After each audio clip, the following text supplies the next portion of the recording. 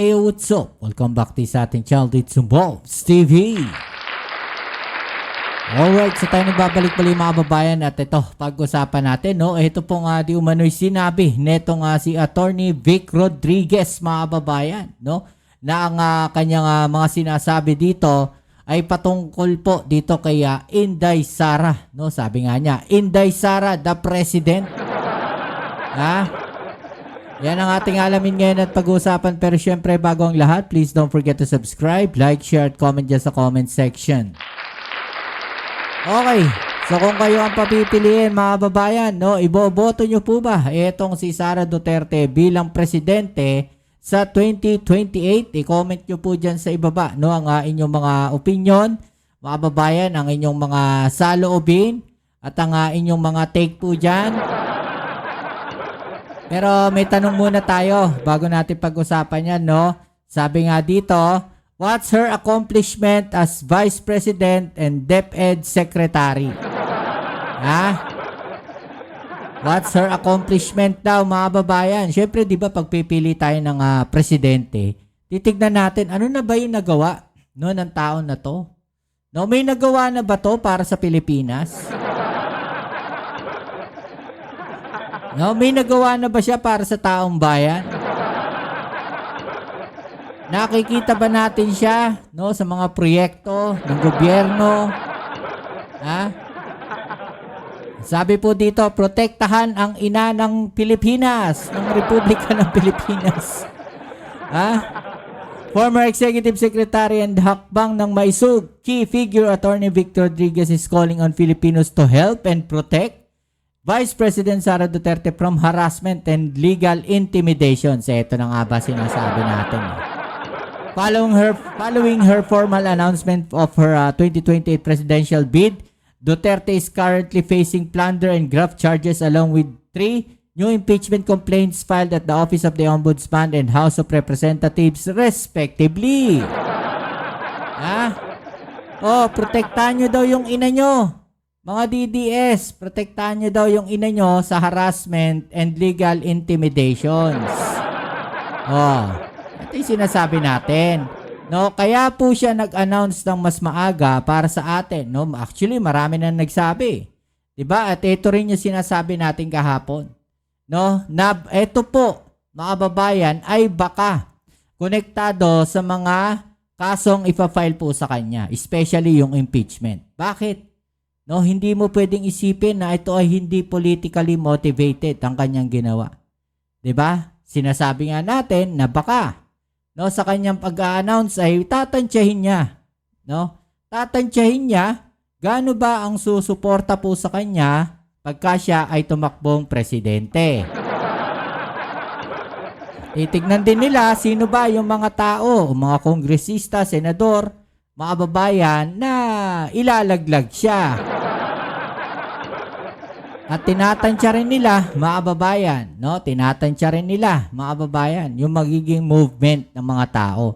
Matatakot ba? Magugulat ba? No? Yun yung nakikita natin dito eh. Di ba? Sabi nga dito ni Attorney Vic Rodriguez, kinakailangan natin siyang tulungan. No? Akala ko ba strong yan? Bakit kailangan tulungan? Protektahan natin. Ito na ang ina ng sambayan ng Pilipino. Diyos me. Ang ina ng Republika ng Pilipinas. Ang ilaw ng ating tahanan. Sabi niya dito, Inday Sara, the President. Ito mga babae, masasabi ko lang dito, ina nyo lang mga DDS. No? Si Inday Sara ay ina nyo lang mga DDS. Hindi yan ina ng Republika ng Pilipinas.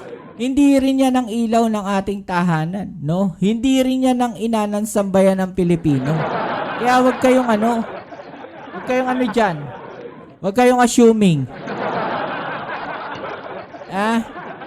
Huwag kayong assuming na tatanggapin siya bilang ina ng Republika ng Pilipinas, bilang ilaw ng tahanan ng Pilipinas o ina ng sambayan ng Pilipino. Itong mga ganitong salita, mga babayan, no? Parang mga pampalubag loob lang to, no? Nakikita natin, no, pag-announce ni Sara Duterte, labasan lahat sila. No, labasan lahat yung supporters, parang merong insight, no, na nangyari, mga babayan, no, na nag-usap-usap muna sila. Actually planado to, no, sa nakikita ko. Napag-usapan siguro to bago siya mag-announce ng ganyan. Oh, mag-a-announce ako. No, mag-a-announce ako. Oh, ready na kayo, ha? Mag-a-announce akong tatakbong presidente. Ready na kayo, ha? Parang ganon. 'Di ba? O sabi naman nung isang alalay niya, mga kababayan, o sige, tantyahin natin, no? Tignan natin kasi sablay yung plano natin sa na mapalitan yung Senado eh. Yung Senate President, di natin nahawakan, no? Sablay yung plano natin. Ito, yung early pronouncement, mga kababayan, ni VP Sara Duterte, no? Sablay din. Kasi kitang-kita, no? Kitang-kita kung ano yung mga motibo sa likod ng kanyang announcement. No, yun ay para protektahan ang kanyang impeachment, mga kababayan. Oh. Sabi nga dito, ayaw ko nang magpabudol. Oh, did you say mother of all corruption? Diba, mga babayan? No?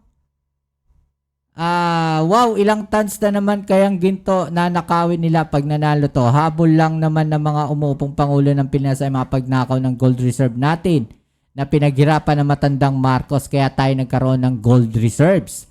Marami nga siyang bansa na pinahiram ng gold para maging member ng IMF, sabi dito. Never again budol like a unit team. Not working BP, travel pa more. Ito ba yung iboboto ninyong presidente, mga babayan? No? Ganito ba yung klaseng presidenteng iboboto ninyo? Yung hindi mo nga makita kung nagtatrabaho. Lagi nagtatravel abroad, mga babayan. No? Ultimo yung tatay niya, hindi aprobado eh. No, yung kanyang pagtakbo bilang presidente. Asa na yan? Ito, diba? Dahil hindi raw yung trabaho pang babae, mga babayan. No? Ultimo yung tatay niya, ayaw siyang tumakbong presidente. Sinabi na dati yan ni Digong, sigurado sasabihin na naman yan, joke lang. Hindi ito pambabae. Former President Rodrigo Duterte once said that a female leader is not fit to lead the country, claiming that women have a totally different emotional setup compared to men. How his own daughter, Vice President Sara Duterte, is apparently out to dispel his notion as she announced on Wednesday her decision to run for president in 2028, ending years of speculations about her political ambitions. Her announcement comes amid her political squabble with the Marcos administration and just days before the International Criminal Court is set to hold the confirmation of charges hearing of her father in connection with his ruthless war on drugs, mga babayan. Diba? Makikita natin may politika rito, mga babayan. Ako si Sara Duterte tatakbo bilang Pangulo ng Pilipinas. February 18, 2026, sabi ni Digong, hindi ito pambabae. Alam mo, the emotional setup of a woman and a man is totally different. Magiging, GG ka dito, sabi niya. Former President Rodrigo Duterte, January 14, 2021. No? Ino-post niya. No, ang pagiging Pangulo ay hindi trabahong pambabae. Ultimo tatay niya, ayaw siya tumakbo eh. Baka walang tiwala sa kanya. Diba? Baka walang tiwala sa kanya. Balik na rin natin kasi kung during those time ang kalaban po nila isa si Leni Robredo, mga babayan, 2021 eh. Diba? 2022 election. Baka naman binabanatan niya si Leni Robredo. Same thing, ganun pa rin. No? Kung hindi trabahong pambabae, kung yung sinabi niya na yan, mga babayan, ay para sa kampanya during those time, mga babayan. Pero early pa January 14 pa Diba? 2021, sabi dito. So, same thing kay Sara Duterte. Hindi siya pwedeng maging Pangulo ng Pilipinas. Kaya sablay dito si Vic Rodriguez. Ina daw ng Republika ng Pilipinas, ina nyo lang. No? Ina nyo lang, huwag nyo idamay kami. Hindi kami boboto ng presidente na hindi nagtatrabaho. Vice President pa nga lang, hindi na nagtatrabaho. Tatakbo pang presidente. Senator Amy Marcos, official na payag. Isa pa to, mga babayan. Sunod-sunuran to eh. Itinaga lamang niya sa bato ang hiling at panawagan ng kanyang mga taga-suporta. Kinumpir pa rin niya ang takot ng kanyang mga kalaban. See? Diba? Diba mga babayan? Chinek lang nila. Chinek lang nila yung alon, mga babayan. Chinek lang nila kung anong magiging epekto pag nag-announce siya. Ano yung magiging reaksyon ng tao pag nag-announce siyang tatakbo bilang Pangulo. Nananantya sila, mga babayan. At sa kanilang ginawa, syempre, yung mga politician dyan, mapapaisip yan. Especially, malapit na yung kanyang impeachment. Di ba?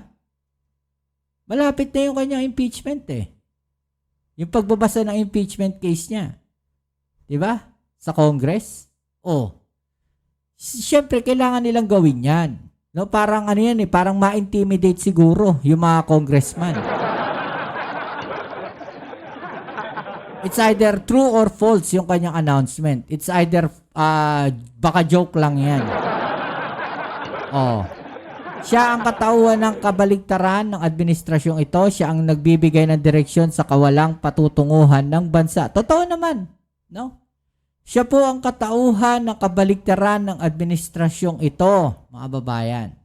Kasi kabaligtaran siya ng administrasyong ito dahil hindi po siya nagtatrabaho samantalang itong administrasyon na to ay tuloy yung pagtatrabaho, mga babayan. Tuloy-tuloy yung serbisyo ng administrasyon ni Pangulong Bongbong Marcos. Kabaligtaran siya kasi siya yung Vice President na hindi nagtatrabaho, na hindi natin nakikita. Diba? Taglay niya ang tapang at malasakit ng kanyang ama habang bitbit ang karanasan sa pagtulong sa maralita, mga nangangailangan at pinagmalupitan. Ay, talaga ba? Ano yung kaso ng tatay niya sa ICC? Diba? Yung mga biktima ng EJK, diba pinagmalupitan din yun? Diba? Siya ang may solusyon. Ano solusyon eh? Hindi mo nga makita. Ano solusyon ginawa niya? Ano solusyon ang ginawa niya? Ano yung solusyon niya sa mga nangyayari ngayong korupsyon sa ating gobyerno? Sige nga. May ginawa ba siya? May sinabi ba siya? May sinuggest ba siya? Ay, oo nga pala. Hindi nga pala siya tutulong sa gobyerno na to. Hindi niya nga pala tutulungan yung Pangulo natin. So, bakit nga naman siya magsasuggest? Diba? Yun yung 20 pesos na bigas, hindi siya naniwala eh. Siniraan niya pa, pero nagawa ng Pangulo natin, di ba? Di ba? Maraming ginawa yung Pangulo natin, ang Pangulong Bongbong Marcos. Maraming ginawa, mga babayan, nakabaligtaran talaga, Nangakatauhan ni Sara Duterte, di ba? Hindi nagbabanta yung Pangulo natin, Samantalang siya, di ba? Kitang-kita, may ebidensya sa video, na sinabi niya na meron daw siyang hinire na tao, natitira, sa dating Speaker of the House, Romualdez, sa First Lady, kay Pangulong Bongbong Marcos, kapag may nangyari sa kanya. Diba? Kasi mindsetting yung kanilang ginagawa. Game of mga babayan? Game of, tawag natin dito? Hindi siya Game of Thrones, Pwede rin Game of Thrones. Diba? Mind game to, mga babayan. Patalasan ng isip to. Pagalingan mag-isip to, mga babayan. Ganyan sa politika. Hindi ka po pwedeng pabanji-banji pagka gusto mong hawakan ng posisyon mo. Sigurado mawawala ka. Diba? Yan yung kanilang ginagawa. In short, propaganda. Diba? Umamin na mismo si Amy, kinumpirma rin niya ang takot ng kanyang mga kalaban. Sino ba yung mga kalaban ni Sara Duterte? Administrasyon. No? At yung mga kongresista, mga babayan, at senador, no, na posible o pwedeng mag-charge sa kanya as guilty. No? Diyan po sa impeachment niya. Yan yung mga ituturing niya mga kalaban. Kaya ito po, malinaw mga kababayan. Mind conditioning to, set up po yung kanilang ginawa rito sa tingin ko. No, set up po yan para malaman sino yung mga kakampi, sino yung babaliktad sa administrasyon. And come to think of it, no, pwedeng ganon. Gusto nilang pahinain ang suporta ng administrasyon. Bakit?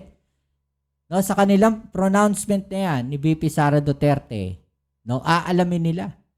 No? Sino nga ba ang kakampi sa akin pagdating ako na at siya ay nag-announce, no, ng pagka-presidente sa 2028. Diba? Kung sino yung mga posibleng kumampi sa kanya. Siyempre, mga politician yan. No? Kailangan nilang mahawakan yung posisyon nila. Kailangan nilang kumapit. So, it's either pinapipili yung mga yung mga kongresista. Diba?